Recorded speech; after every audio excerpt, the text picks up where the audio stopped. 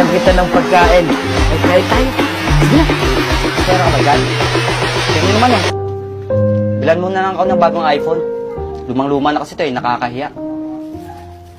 Nak, pasensya ka na. Wala talaga akong pera dito. Alam mo naman, tama-tama lang yung kinikita natin. Tama-tama lang sa pagkain natin. Pasensya ka na talaga, nak. Wala talaga akong kapera-pera. Ba naman yan? Simpleng iPhone lang, hindi mo kayang bilhin sa anak mo? Anong klase kang ama? Pasensya ka na talaga, nak. Babawi na lang ako sa susunod. Punyemas naman kasi. Bakit pa ako naging anak nyo? Patiging tatay ko pa kayo? Wala kang kwenta, wala kang maganda trabaho. Wala kang pinag-aralan. Yan tuloy. Isang kahit isang tukana lang tayo. Mas mabuti pa yung ibang tao dyan eh. Nabibili nila yung gusto nila samantala. Ito, nadadamay sa pagiging mahirap mo. Ito na lang. Kukuha na lang ako ng pera sa alkansya natin para mabilang ka ng cellphone. Yun hon pala eh. Sige. Basta bukas, meron na akong cellphone ha.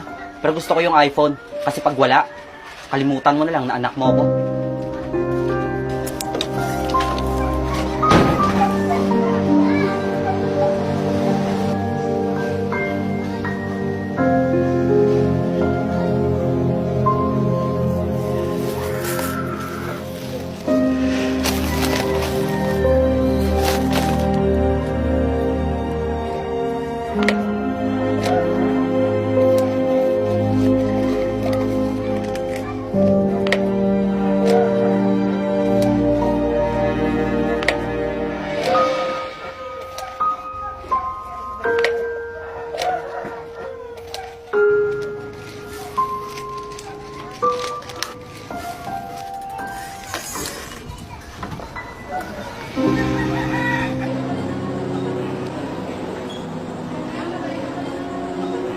Hi po, sir. Good afternoon. Ano pong gusto nyo? Good afternoon po. Meron po ba kayo ditong iPhone? Yes po, sir. Meron po. Ito po, saka ito po. Ano po ba ang klaseng unit yung gusto nyo? Yung pinakamura lang sana, miss. Teka lang po, sir, para kanino po ba? Ibibigay ko sa anak ko para magiging masaya siya at saka hindi na magalit sa akin. Ganun po ba, sir? Ito po, meron kami ditong iPhone 11 for 25,000 pesos po. Magkano po? 25,000 pesos po. Naku ma'am, hindi siguro kasya sa budget ko. 7,000 lang po yung laman ng alkansya ko po eh. Baka merong mas mura pa dyan. Yun na lang sa akin. Naku, sir. Ibang brand lang pong kaya ng pera nyo. Pero meron naman po kami. Yun nga lang, hindi lang iPhone. Pero maganda naman. iPhone kasi yung gusto ng anak ko. Pero, sige miss, yun lang muna. Baka magustuhan niya naman. Ganyan po ba, sir? Sige po. Ito po, sir.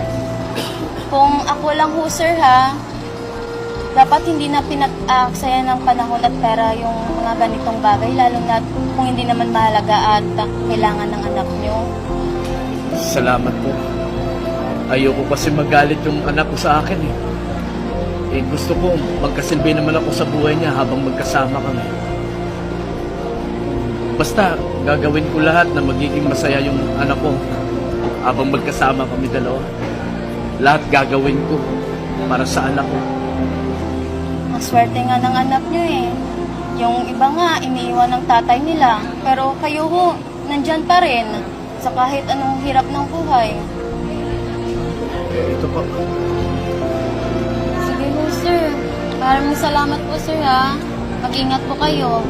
God bless. Salamat po. Thank you po. Sana magustuhan ng anak ko to.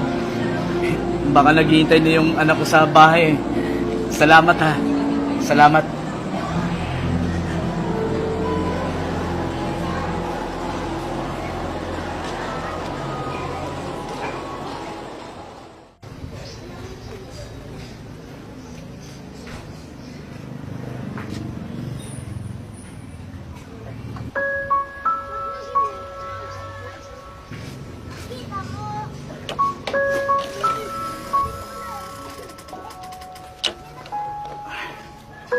Nak? Nak, andito na yung cellphone mo? Tay, sa wakas, eto na yung cellphone ko. Ano ba yun, Tay? Ano to?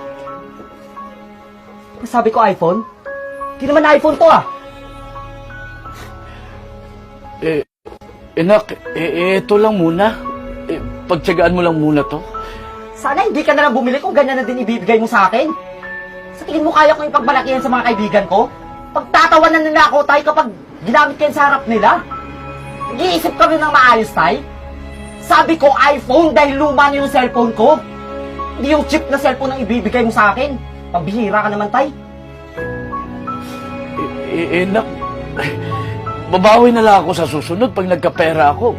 Bibilan kita ng gusto mong cellphone. Pagtsagaan mo lang muna to. Sa susunod?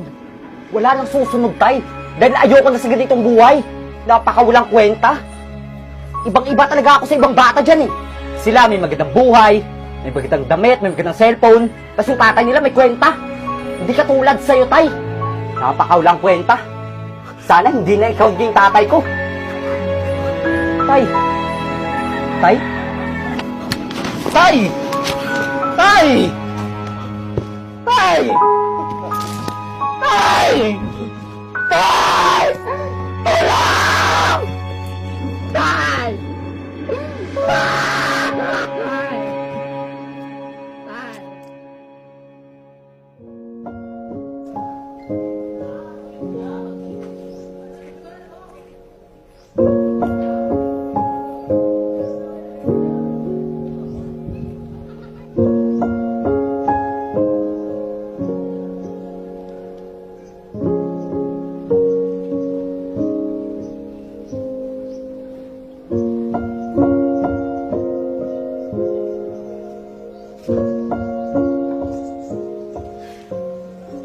Anak, sana magustuhan mo tong cellphone na bigay ng tatay sa'yo.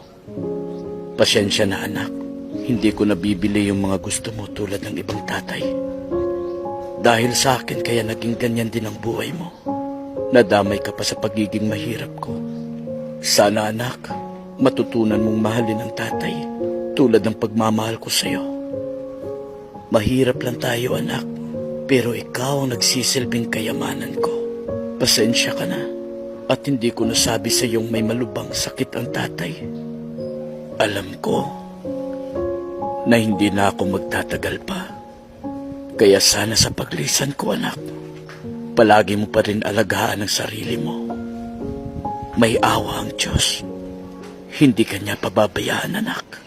Mahal na mahal ka ni tatay. Paalam.